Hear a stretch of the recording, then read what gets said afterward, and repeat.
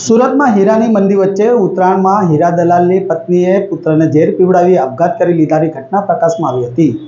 સુરતના હીરા ઉદ્યોગમાં ભારે મંદીનો માહોલ જોવા મળી રહ્યો છે, જેને લઈ રત્ન કલાકાર અને હીરા દલાલોને પોતાના પરિવારનું ગુજરાન ચલાવવું ભારે પડી રહ્યું છે, જેથી હીરા દલાલ અને રત્ન કલાકાર આપઘાત કરતાઓની ઘટના બની રહી છે।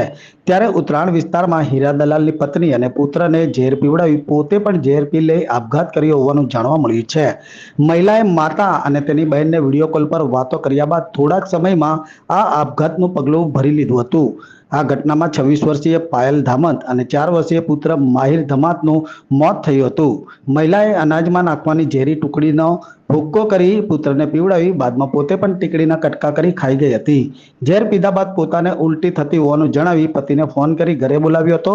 પતિએ બંનેને તાત્કાલિક નજીકની ખાનગી હોસ્પિટલમાં સારવાર માટે ખસેડ્યા હતા। સારવાર દરમિયાન માતા પુત્ર બંનેનું મોત નીપજ્યું હતું। બનાવ અંગે ઉત્તરાયણ પોલીસે તપાસ હાથ ધરી છે। જો કે આત્મહત્યા પાછળ ઘર કંકાસનું કારણ પણ સામે આવ્યું નથી। માતા અને નાની બહેનને વિડીયો કોલ પર હસી મજાક પણ કરી હતી।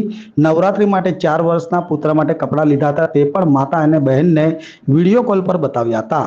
આત્મહત્યા પાછળ આર્થિક સંકળામણ કે ઘર કંકાસનું કારણ સ્પષ્ટ થતું નથી। હાલ તો ઉત્તરાયણ પોલીસે મહિલાનો ફોન કબજે લઈ વધુ તપાસ શરૂ કરી છે।